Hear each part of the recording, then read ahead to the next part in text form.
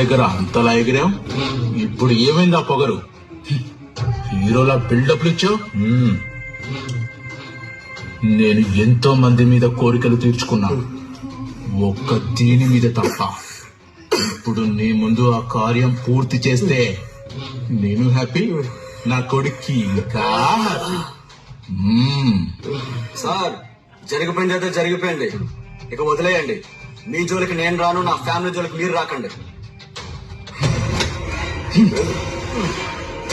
కొడుక